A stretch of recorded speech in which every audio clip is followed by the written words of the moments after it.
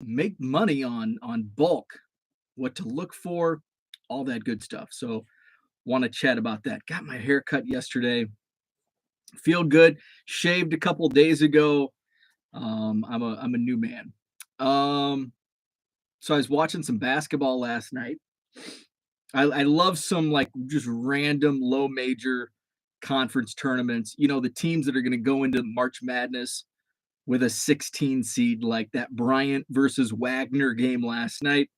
Was actually watching, went out with some friends last night for dinner. And game was on in the background, and it's like, man, what a blowout.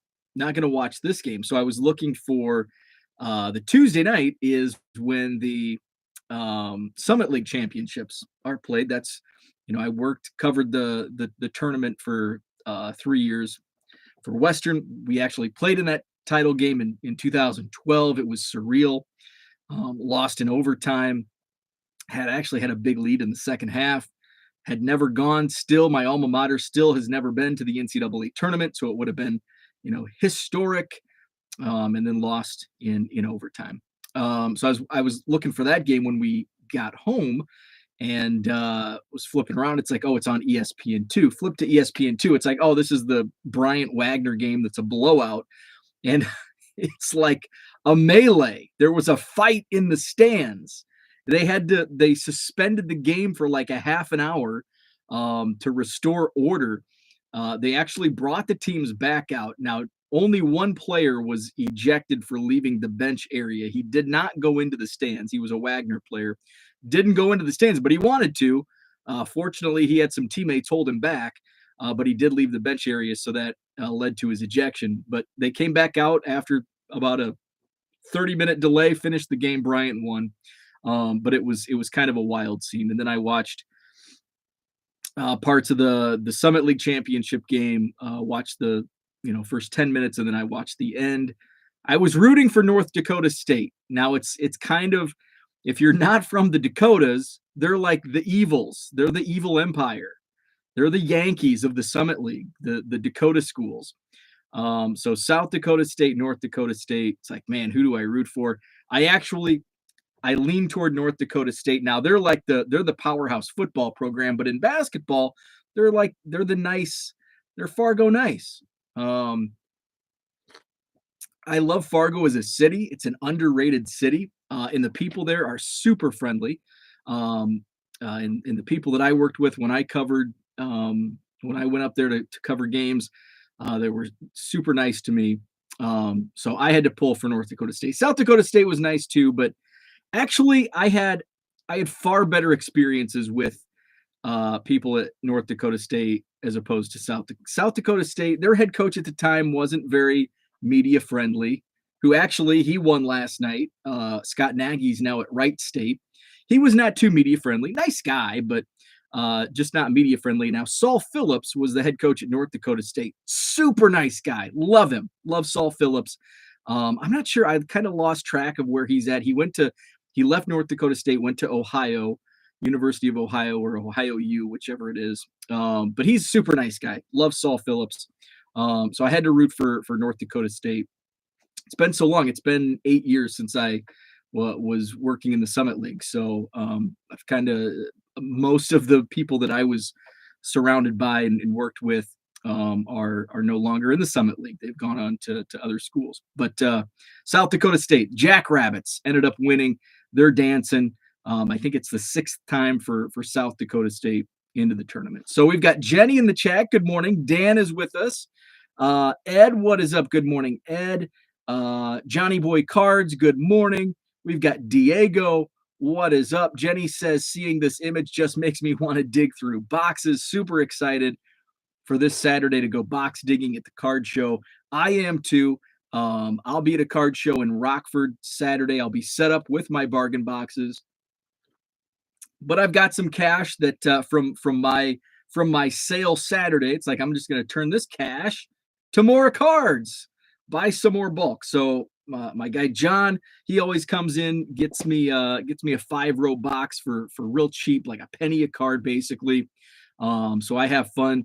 That like kind of keeps me going through the card show, gives me something to look at, flip through. So I'm excited to pick up some bulk and maybe find some other deals on Saturday. So I am also excited to be digging at a card show this Saturday. It's been I haven't been to a card show in a whopping 2 weeks. And then the following weekend, March 19th, is the Madison Card Show. Looking forward to that as always. Right now, I'm basically sold out of the top room. I just need to follow up with some of my regulars just to confirm. Probably just going to do the 80 tables in the upstairs area. But then April's going to be a big show. April, we're going to do the downstairs, and I've got 6 weeks to prepare for that one. So we'll see if I go out, buy some tables, see if the hotel will work with me on at least storage as far as extra tables go. I actually had some thoughts. I've been like thinking about the whole purchase of extra tables, and it's one of those things where it's not like a guarantee. Like you say, well, they're going to pay for themselves, but I have 110 tables. I've only booked 110 tables once, the last month's card show. And it's one of those things where if we continue to see growth, then yes, absolutely. But you know, there's the what ifs. What if that was a one-off, and I only fill up to 110 tables? I just sunk a couple $1,000s into tables, and I only recouped a couple hundred because after the room rental and the table fees, there's not much. It's going to take a few months to get that money back, and you only do it one time, you're in trouble. So that's the things that I'm weighing with. Is it worth buying the extra tables? Because 110 table monthly card show is a pretty large, like that's a pretty large card show for a monthly, just in a hotel. So we will see. I'll see what the demand is, and if there's demand to move to a third room, talk to the venue, see what they have to say about it. They may poo-poo it right off the bat. I don't think they would, but we'll see. Dan's calling us losers. Let's see. Missed y'all yesterday. Was on the road at 6:30 a.m. Bryant Hoops. That's how we roll in Rhode Island. There you go. Yes, Rhode Island represent. Let's see. April 30th, Herman is going to be live in Madison. Who else is coming? Madison Card Show, April 30th. That's going to be the big show. Can't wait. Already got a trade set up for them, Jenny. Oh, nice. Love it. Love it. Ed says they're out there, but I'm waiting to see what the turnaround is. I think he's talking about Yaz. I would personally look at doing a 2-day show versus a bigger 1-day show. That's something else that I've considered. And that's something I want to talk with my regular vendors, because a lot of my regular vendors may not be interested in doing 2 days. So that's kind of, you'll get some new blood in, especially from an outer region, because they're more apt to come into a 2-day show as opposed to a 1-day show. So that's kind of what I'm juggling with. And do I do a Friday, Saturday, or do I do a Saturday, Sunday? There's a big demand for Sunday shows here in southern Wisconsin and northern Illinois. So do I do Saturday, Sunday? That's the thing. I've checked into larger venues, and the cost is it's worth it, but I'd have to find and hire, at least I'd have to hire temporary part-time people to handle different things, and I kind of like my monthly gig I got going on. I kind of like it, but it's definitely 2-day show, like especially at the Sheraton. It's definitely something that I got to look into and just look at cost. Table prices would go up over the 2 days because my room rental is going to go up. Everything's going to be multiplied by 2 basically. So we'll see. Dan ordered more equipment and accessories for the GoPro and downloaded a highly recommended free video editor. Very cool. Very cool. So yesterday I've hit 11,000 active listings like 3 days in a row. And once again, I wake up this morning and I'm below 11,000 listings, which is good because that means I'm turning cards over in my eBay store. Things are moving, things are selling. But at the same time, it's like, man, they're moving faster than I can ship. And that goal of 50,000, like that's poof gone. There's no way I'm going to hit 50,000 active listings by October 15th. We're at March 9th. I'm going to be gone for a week later this month for spring training. So it's one of those things where it's like that was a pipe dream. So um, I think I'm just going to be a little more realistic and say 20, like 20, maybe 25. Cut it in half, 25,000. That's still pretty optimistic. I think a more realistic number to hit by mid-October for my eBay store is 20,000. So um, I'm looking at the growth here. So mid-October, I've got it written down somewhere on my whiteboard. I think I was around 3,000 active listings in mid-October when I went full time. So I've almost quadrupled in how long's it been? 5 months. So and I can't quadruple this now. So my number now 11,000. If I quadrupled that, I'd get close to 50,000, but not at the pace. So I've added what 3,000 to 8,000 listings. I'm plus 8,000 on the active listings in 5 months. So that's a little over 1,000. So April, May, June, July, August, September, October, 7. So 7 more months, another 7,000. So yeah, I think 20,000 is a reasonable number to hit for active listings. And considering that I'm going to get busier, I'm not going to be inside all day listing and shipping. I'll spend a little bit more time outside week in spring training, take some weekend trips to Wrigley. Hopefully it sounds, I was pessimistic yesterday. A deal didn't get done yesterday. It sounds like they're still negotiating. Like I saw some tweets from like 3 a.m. That they're gonna reconvene this morning, and it did sound from the reports I read on Twitter from the various reporters that are covering it down in, I think they're in Arizona now, that it sounds like they're starting to they're bridging the gap, which is good. Let's see. Hey mom, you're busy this weekend, both days. I'm part of that problem. Sorry. Let's see. Dallas has 4 rooms. The extra rooms are rough as everyone focuses on the core. Bigger isn't always better. It's not, but here's Cooter. Here's what I like about. I didn't want to separate my show into 2 rooms, especially because they're on different levels. But here's why it was good. Not because it was bigger and there were more vendors, but because it spread the crowd. That was my biggest, that was my number one concern going into February show was I had so many complaints that it was so packed. People were leaving early because they couldn't get into a table to look at cards. And I don't want that. You need a balance. So sometimes it's spreading out, not necessarily bringing additional vendors in, but just spreading the vendors and yes, adding more vendors, but also spreading the rooms out, alleviates the crowd. So that was the biggest reason why I wanted to go, quote, bigger and better. The heck with a goal of how many active, you're killing it in sales and pallet finds. Thank you. How many do you sell on average per day? My 90-day average is around 85. But my 30-day average is higher than that. I don't have my 30-day number. I have to go in. The 90 days really easy to look at because it's right there on your app. To look at my 30-day, I have to go into the website and plunk around. But my 90-day average is 85. So it's my 30-day average is probably closer to 100 items sold per day. I don't like that no baseball channel will air the spring training games. It's like I don't care that it's only minors. Yeah, I'm not sure what. I'm sure there's some contractual reasons for that, and I don't think the games have actually begun because the minor league games begin later than what the major league games. So the major league games would have started already. I think the 28th of February.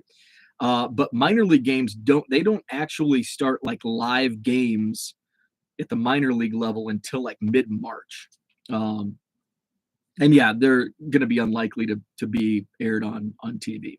Um, but I wonder if MILB, and I don't know that if I haven't subscribed, I subbed to MILB a couple times over the years, but it's been a long time. I don't think they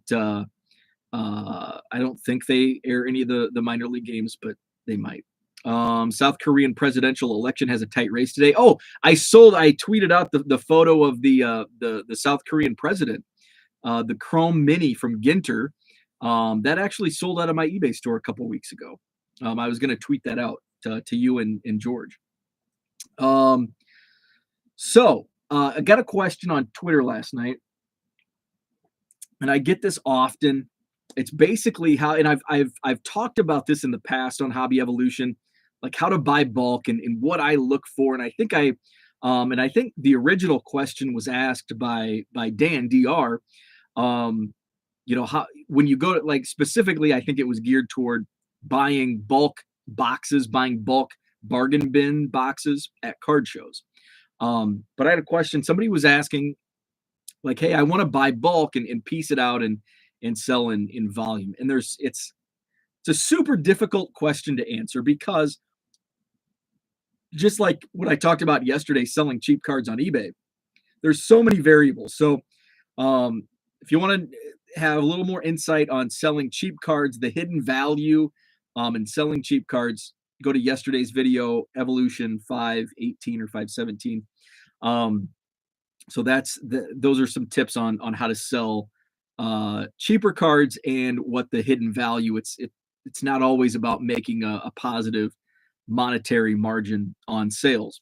Obviously, you want to have many more positive sales than the negative sales, but there is hidden value even in the losses.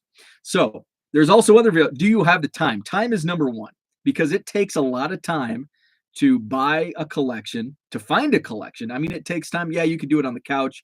But once it comes to the nitty gritty and like picking the collection up, sorting the collection, selling the collection, and shipping the collection, piecing it out, like, you have to have time.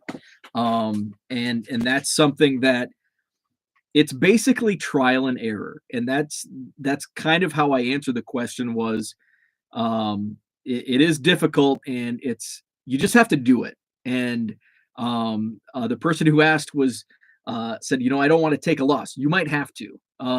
That's the thing. It's sometimes you have to take a loss to learn your lesson. And I still learn my lesson. I still learn lessons every time I buy a bulk collection. Sometimes they're good lessons. Sometimes they're bad lessons. Sometimes I dig through quarter boxes or 50-cent boxes, and I pull out cards, and I'm like, hey, I think I can sell this for $2 or $3. And again, when you're digging through multiple boxes, you don't have time to comp. And I kind of think it's silly to comp a 50-cent card anyway. It's like, I'm going to take the risk. And sometimes I'll look it up, and some of the Michael Jordan Upper Deck baseball cards, the insert set, not the 91 short print, but there was a subset or a insert set in like 94 or 95. Those only sell for like $1.50, and you're like, oh, it's a Michael Jordan, it's got to make some money on this. Well, at $1.50 free shipping, I'm basically netting about 45 cents. So it's a loss. Now we can go back to yesterday. Yes, there's hidden value in that, but ultimately the goal, especially when I'm digging through 50-cent boxes and dollar boxes, is to make a positive net margin on that. And that's a lesson I learned. So now when I see a stack of Michael Jordan 95 Upper Deck baseball insert cards, I know it's not a good buy at 50 cents. At a quarter, yes, but at 50 cents, no. And those are lessons that you have to learn. And again, I'm learning these lessons on a not a daily basis, but every time I dig through bargain boxes, I'm learning, okay, this is a surprisingly good sell. This isn't. And it's just something that, every box is going to be different. And, there's millions and millions of cards. And you can't say, okay, yes, this 1978 Cliff Johnson will sell for X, and this Paul Goldschmidt will sell for Y. There's just so much out there. And it's basically, sometimes you have to take those L's to learn. And there's there's no magic key. That's what an old boss of mine used to say. There's no magic key to sales. And that's true. So that was my main piece of advice. And I know it sucks, and people want to know like the details and okay, how do you do it? And that's what it is. Ultimately, that's what it is. It's trial and error and experience. And how do you get experience? You just do it. And sometimes you do it incorrectly and lose some bucks. And that's sometimes how you have to learn. You want to limit those L's. Sometimes that's the biggest lesson you can learn. And that's another thing. Like you can't teach experience. And I've only been doing this in for some 10 years is a long time in the hobby if they just joined in the last couple. But then there's some people who've been doing this for 30, 40 years. So my 10 looks minuscule to those numbers. But I've been doing it for 10 years, buying, several bulk lots, collections, etc. And everyone is different. And I bet 9 out of 10 times I inquire about a collection, whether it be in a Facebook group or on Twitter or in a blowout forum or, anywhere, Craigslist. I bet 9 times out of 10 I walk away because it's just not a good deal. I was in a kind of an area regional card group just recently within the last couple of weeks, and somebody said, "Hey, I've got a bunch of good stuff," and I'm gonna bring it up on my phone. I'm not gonna give out the group or any names or anything, but just kind of go through if I can find it. He didn't have any pictures, which is okay. Is this going to be 91 Fleer, whatever it is? So he sent me some pictures.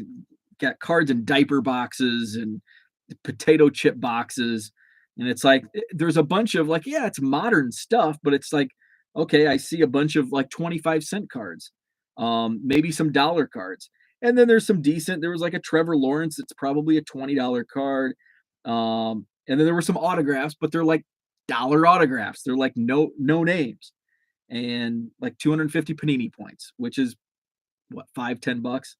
So, I'm like, okay, how much? The seller sets the price. Seller always sets the price. If they're looking to sell, like for me, if somebody wants like all of my, say they come up and they want to buy my table out, I should have a price, but I don't because I'm not motivated to sell my entire table. Like I'm just not motivated to sell because I do 2 shows a month, and like I know I can keep making some money. Yeah, it'd be nice to get a nice big chunk of change in one foul swoop and restock the inventory, but that's just not that's not my strategy. That's not my business plan. So it's like, give me an offer and we can talk. And if it's not even close, no thanks. I'm not interested in selling. If it's somewhat close, we can talk. But that's kind of an aside. So I say, give me a price. I was hoping you could help with that. No, because I'm going to lowball you. Like, and I'll admit it. Like, there's nothing in that lot that I see that really like I've had some Craigslist collections. Like, okay, yeah, I'll definitely make you an offer. I'll be fair for both of us. But this lot, like, it's a whole lot of work for quarters for change, and it's like I'm not going to play that game. Remember, I'm not a game player. So I just not I didn't respond. It's like when he gives me a price, I'll respond. Um, so then and he's a couple hours away, so it's like I'm not going to drive to look at, just send me pictures. So I just said, let me know your price and I'll consider. And so he gave me a price which was way overpriced. And so I just said, okay, thanks, I'll pass. He asked if it was overpriced. There's thousands of cards in there. Well, I just sold 200,000 cards for $250. Volume doesn't equate quality in dollars. So I was honest and I said, I was transparent. I said, yes, it is overpriced. Most of the cards pictured are not worth that much. Outside of a couple cards, all I see are 25-cent cards and a couple dollar cards. And then he goes, well, that's why I wanted somebody to look at them in person. There's a bunch of good stuff like LaMelo Ball rookies. And I said, well, you need to photo those. because right now you have pictured a bunch of commons and a bunch of dollar autographs.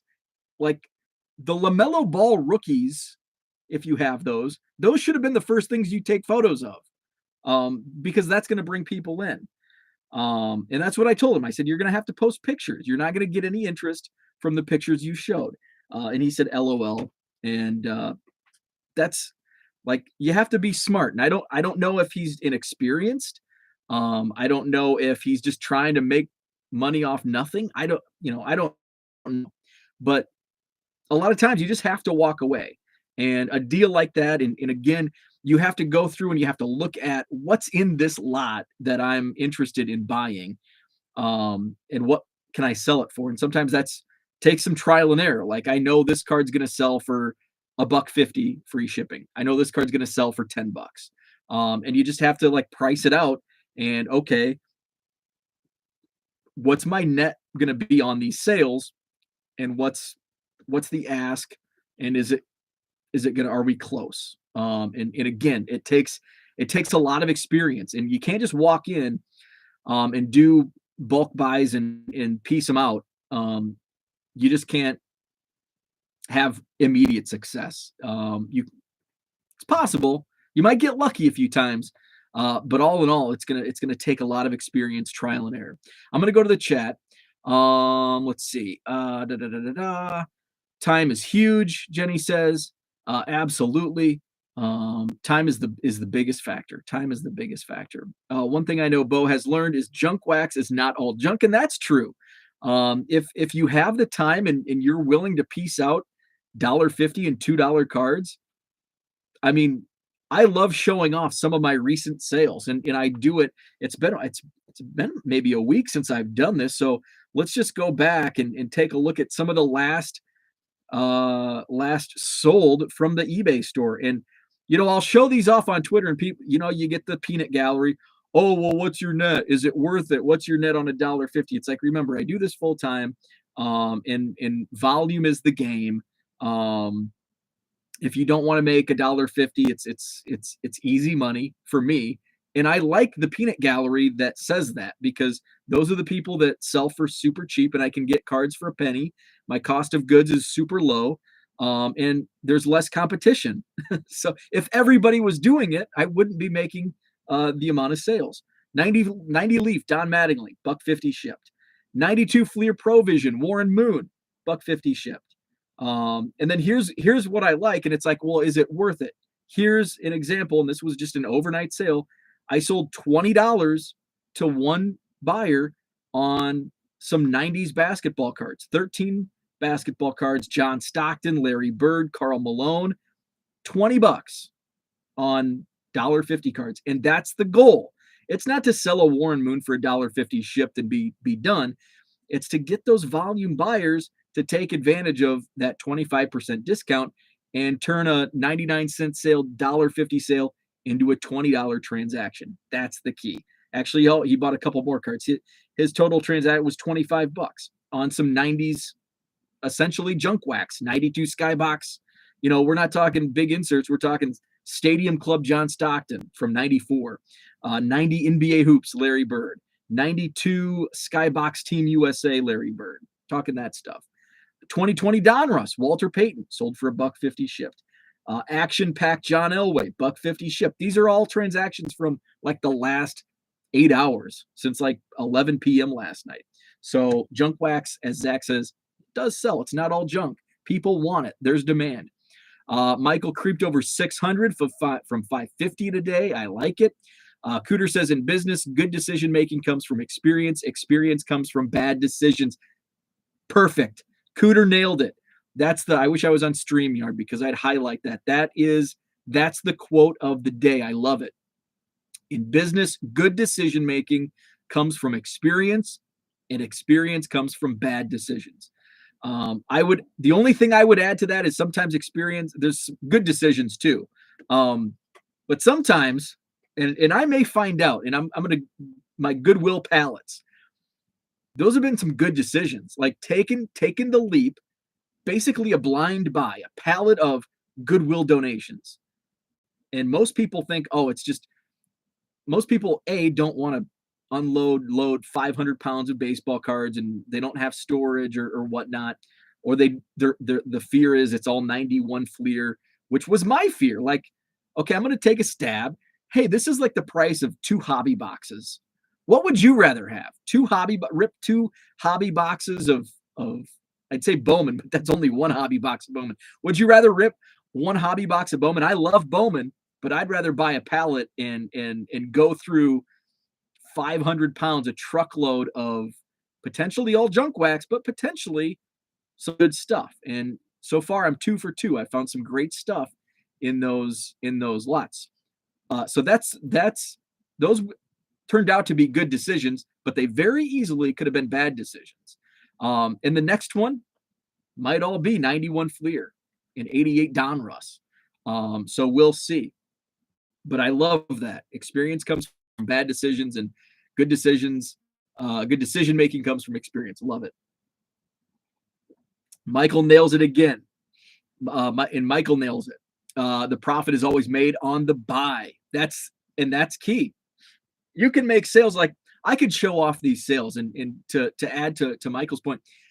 Yeah, I sold a Action Pack John Elway for $1.50, and I sold a Warren Moon for $1.50. But if my price is $1, if I paid $1 for those cards and sold them for $1.50, my net's like 45 cents on those cards. So it's a loss. So the key, like Michael says, the profits made on the buy. Those are basically paid for cards. I'm not sure where they came from, probably in some bulk buy that I paid a penny a card. If you're paying a penny a card and you can move them for 45, 50 cents net profit, it's a good sale. And the profit's made on the buy. But if you buy bulk and you're paying 20 cents a card and 30 cents a card, and you're moving them for 45 cents, yeah, the profit, but that margin is even more limited, and it's not as big of a win. So the profit is always made on the buy. That is spot on. BSS, here we go. I got skipped ahead. I can't stand bulk sales lately. It's exactly what you said. 5K cards for $7,000. Yeah, it's just, I was actually talking, and I think I probably mentioned this on Sunday, with the person as a father-son combo that bought my truckload of cards, about 200,000 cards, $250. Great deal. I think it's a good deal. A lot of comments, and I told him up front, I'm like, there's going to be some stars, but there's not going to be Jordan. There's not going to be Griffey. There's not going to be any Cubs, but there's going to be some decent stuff in there. And he's made that same point. He goes, every time you look at a collection like this, they want like $5,000 for it. And it's either that, and I chimed in, I'm like, that and the mystery lots. Like, I see this wall of cards and it's like, ooh, hey, another bulk lot. And then you go in, like, you get 1,000 cards for $50. And it's like, and you might get a shiny rookie. It's like, I hate mystery lots. I've talked about that all the time. I freaking hate mystery lots, and I think I'm hating the mystery lots more because I keep seeing them on Facebook Marketplace, and they're pissing me off. Like, I wish there was like a separate tab. Like, I wish I could weed out these damn mystery lots. And anyway, moving on. One problem with bulk sellers is they see the 25-cent cards and think you need to pay them. That's Jenny makes a great point, where it's like, well, this card books for $1 or this sells for $1 on eBay.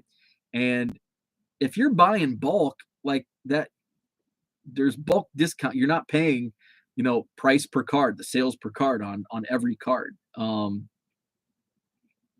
That's why, like, the bargain boxes, 25-cent box. But if you buy, even if somebody buys like 20 or 30 cards, I'm going to give them, for 20 cents. The more you buy, the more you save. You buy a bigger box, it's down to like 15 cents a card. You want to buy the whole box, 5-10 cents per card. Zach says, sounds like a serial killer trying to lure you to his domicile. Yeah, right. Well, why don't you come down and see them in person? How about not? Oh, and by the way, bring that cash with you. Yeah. The card hobbyist, good morning. What is up? Diego says, I love the peanut gallery reenactment. What's your net? Oh, don't get me started on that. Net to me, do the frickin' math. I don't know what the PayPal prices are these days. I know the fees went up, but it's standard. And I can do the math. I want to be an a-hole, and like anytime I see like net to me, it's like $500 net to me. I just want to go on and just reply. Uh, he wants $550 because net that will net to him 500. He can't obviously do the math. I'll do it for you. But so far I've restrained and not been an a-hole and done that. Bo, what did you make last year before taxes? Bo, where did you have your first kiss? Bo, how many hours a night does your wife sleep? Dude, I am so experienced. Let's see. Did you find anything good at the Goodwill pallet? I'd rather rip wax, but I have issues. Oh shoot. I'd rather rip wax, but I have issues and less time spent on it. Hey, I love ripping wax, but if it comes down to like a bulk lot or a hobby box, I'm going bulk lot every time. Um, Although Bowman's kind of like, ooh, I like the Bowman. I've done multiple live streams selling quarter, 50 cent, and dollar cards. It's not efficient or super profitable, but it's fun hanging out with folks who like me. Absolutely. Um, and sometimes it can be if the time is spent, it can be super profitable. I hope you have some stuff for me to help sort when I get up there. Hey, I can put you. Don't try me, Herman. Don't try me. I can certainly put you to work. Um, I'll just make sure I've got plenty of Bud Light on hand, and we can go to work sorting cards. Learned that the hard way. Tried to wait for the cards to be a profit. Great lessons in the chat. DR says, I'm so excited. Finally ordered a sorting tray, and I'm going to organize my eBay inventory by teams. And I think that's going to really help me speed up my shipping processing times. Definitely. And I've talked about that before, like organization, especially when it comes to the eBay store. And I think it comes down to like how your mind works and personal preference. I do my inventory is kind of sorted in different capacities where baseball is pretty I know baseball the most. Like baseball is what I've collected, pretty much through my entire uh collecting years. So I know baseball. There's some years like in the 2000s I wasn't collecting much in the early 2000s. So some of those sets I have a little more difficulty finding what products and years they are. But I also have the most quantity in baseball as well. So I break it down by year, and then like as it gets closer, like the 50s and 60s are basically by decade because I only have a few cards. But then the 70s it's by year. 80s and 90s are by year. Once we get into the 2000s, that's when I break it down. It goes, like I think my first like 2011 because that's when I start getting more and more volume. It's like Tops, Panini, Bowman, and then other. But then by the time you get to like 2017, that's when it's broken down even further, like Bowman, Bowman Chrome, Bowman First, Heritage Minors. So I'm breaking it down by product. Football and basketball, I have less of, and I like know very little about products through the years because especially within the last 20 years, I haven't collected football or basketball. Um, so basketball and football, I'm sorting by player last name because I can find those cards much quicker than I can find a 1994. Plus basketball, especially basketball, I hate this. It's by season, so it's like 93, 94, and I don't know the products like I know baseball. And you look at sometimes they have like the last season, so okay, if it's 92, 93 stats, it's going to be a 93, 94 card. But sometimes they don't have those stats, and the bottom trademark says 1994. Well, is it 93, 94, or is it 94, 95?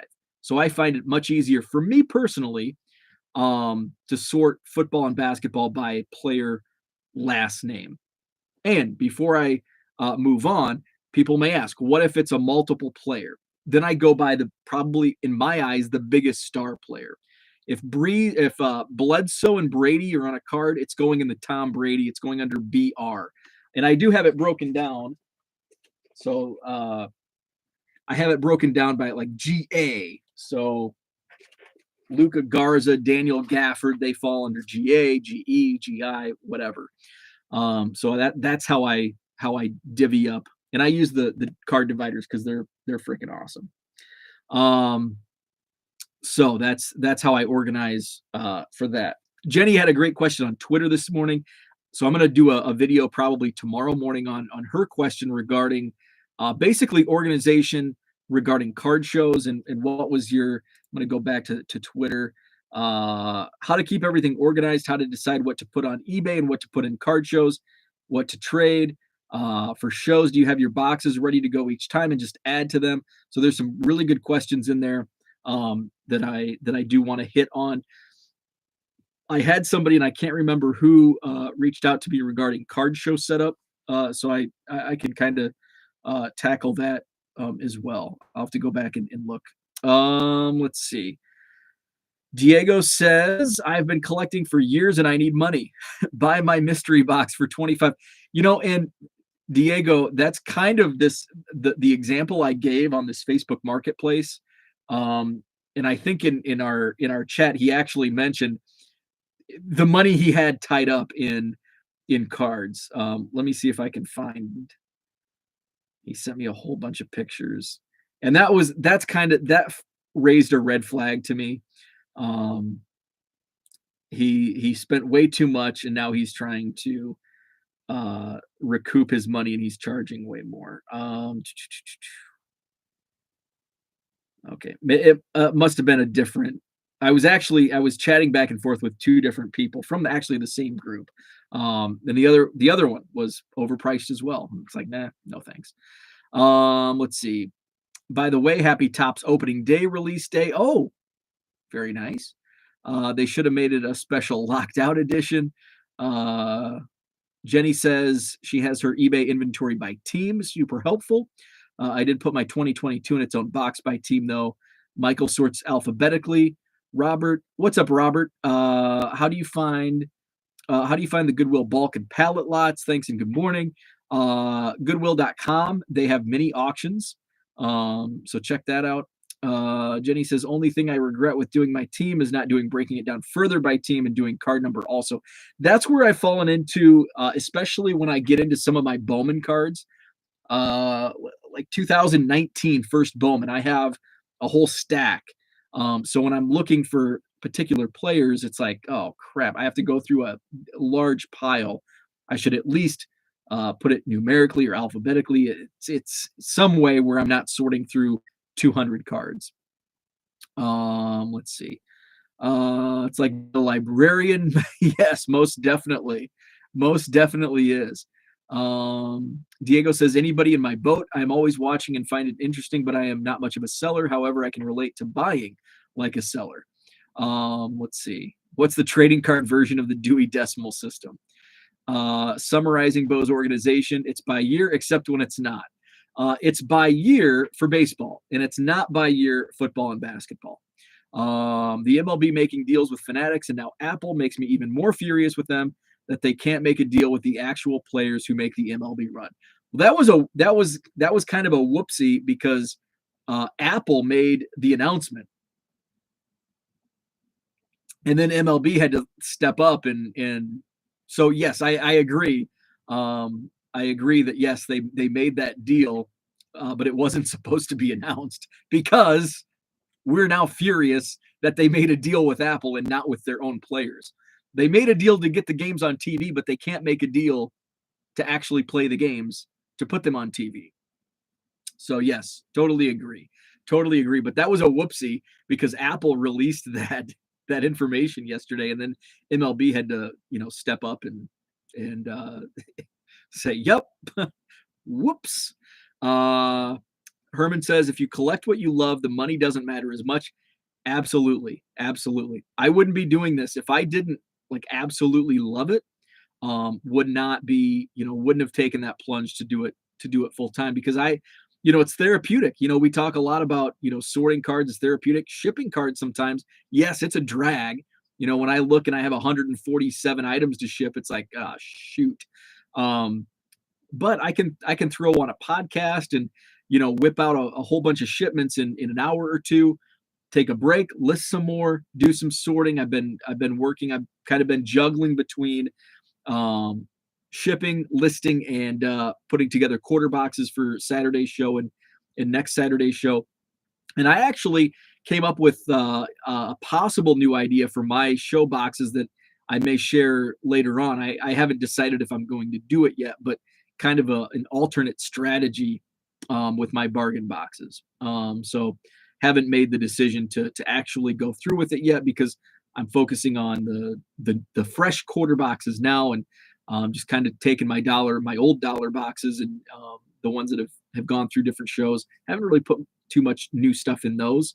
I'll by the time Saturday rolls around, I'll have some new stuff, but right now I don't. Let's see. Herman says, I know that I'll have more into my 72 set, but once it's done, I'll be happy to keep it. Most definitely. Like I have overspent on cards. Sometimes it's like, I think there's two cards that I've overspent on that it's like, damn, I shouldn't have done that. I could have used that money, more wisely within my collection. I bought 9 Topps Living Set Javier Baez cards because I was just buying everything on Topps online back in 2018. And it's like, well, why 9? Well, to fill a pocket page. It's like, I'll have all 9 in my Javi Baez binder. It's like, now looking back, it's like, I spent $50 on that. What the hell was I thinking? In another hobby, because Javi Baez is one of my, player collections within my Cubs collection. I bought a artist proof from Project 70, and it's like $175 at the time. It was like in the top 5 most I've spent on a card. And it's like, I'm not really like, it doesn't do it for me. That was a poor purchase because I could have bought a nice pre-war card for that money, and just bought the $20 regular card. I didn't need the artist proof. I understand the MLB wants to reach younger people, but they need to have another easily accessible platform for us 40 to 60-year-olds. I somewhat agree, and I think, Dan, you're in a different situation being in Korea. I'm not sure what options you have over there, if you have the same selection we have. My biggest, kind of on that same wavelength, my biggest pet peeve with MLB not growing is the blackout rules, which are so antiquated, and it's like, I mean, state of Iowa has like 7 teams blacked out. It's like, when I lived in Macomb, we were 3 hours from St. Louis. We were 4 hours from Wrigley.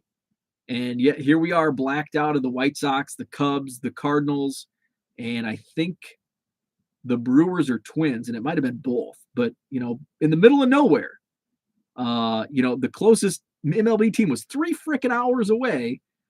And here we are blacked out of watching those games. It's like MLB, they could write a how-to book on how to alienate fans. How do we get less people to watch our product? They're doing a really good job at doing that. I'm trying to get caught up on shipping this morning so I can be out the door at 9:15 to get some boxes of opening day. Non-PC will hit eBay later today. Card Hobbyist says, which Cubs card you have the most copies? Probably the 87 Topps Ryan Sandberg. Mark Del Franco traded me like 700 some 87 Topps Sandbergs. And then it's just, I have a ton of 87 Topps. But I also bought like 1,200 copies of the 78 Topps Rick Russell for like $10. So those two I have a lot of copies of, like, more than 1,200. My Rick Russell 78 Topps, it's like I bought that one big 1,200 count lot, and then I probably have another 100 that it came in various trades or whatever. So maybe 1,300, maybe 1,400 Rick Russell 78 Topps, but I'm sure I have close to 2,000 87 Topps Sandbergs because I traded for like a bunch of bulk lots of Sandberg. So I'm sure it's the 87 Topps Sandberg. 2018 was our drug. Literally, it was bad for all of us. Bad night out at the bar. Yeah, 2018 was just a wild time in the hobby. I was foolishly spending It's like we see 2020 the pandemic and how much people are spending, man. 2018 was even worse for me. Like I was tops. I was buying like the Bryce Harper, Tops X. I was buying Tops Living Set cards. I was buying Tops Now Throwback Thursday. I was just throwing money left and right at some of these stupid products. If MLB really wanted to grow the game and increase attendance for younger audience, including families, they would cut the price of tickets and the price of beer. Problem solved. Yeah, and I think one of the players tweeted last night. I thought Rick Russell took that trophy. I'm pretty sure Sandberg 87 Tops has surpassed the 78 Tops Russell. So one of the players tweeted, I can't remember which player it was. Somebody tweeted a player about the rule changes and it's turning away the baseball purists. And I disagree with that whole thought process because I think, in my opinion, and you can disagree or not, but I think baseball has this this is the way we've always done it. They don't, they're resistant to change, and they're not, and this is part of the reason why baseball is losing younger fans at a frighteningly large rate, because they're not adapting to new generations. It's like, this is the way we've always done it. It's like the good old boys club. MLB is the good old boys club. Well, this is the way we've always done it, and we're going to scare away the baseball purists. It's like, well, maybe you're not attracting the new generations because you're out of date, and maybe some of these rule changes need to be put into effect. Because my fear is there's going to be staunch on not changing the game of baseball because it's the way we've always done it. Well, times change. You have to adapt. You have to adapt to changing times. And I don't think Major League Baseball has done that well enough. So I think that's a big reason why losing out on the younger audience. I think in most families are being priced out. I mean, I go to like, somebody asked, I was having a conversation the other day about they had said, I'm not giving any money to MLB because of the lockout. I'm not going to any games this year. And I said, hey, I will, because I'm stubborn. And as soon as a deal is going to be reached, I'll celebrate. Hopefully today, I'll celebrate. I'll spend my money in Mesa in a couple of weeks. I'll buy tickets to Wrigley because I love baseball and I love the Cubs. And that's just the way I roll. And I understand if people do want to boycott and not spend their money, hey, that's your prerogative, and mine is mine. But I only go and so they said, well, didn't you say you weren't gonna buy Cubs season tickets? That didn't have anything to do with the lockout. And it mostly just had to do with, I don't like the way the Cubs have treated their season ticket holders, because I have several friends who are season ticket holders, and I've seen the Cubs go for the money, and they've cried poor. And yet here they are buying a soccer team. And so that was an issue. But my biggest issue was, it's just a pain in the ass for me. I live in, that's where I choose to live here. But I'm not going to live in Wrigleyville. So it's just a pain in the ass to get to Wrigley Field.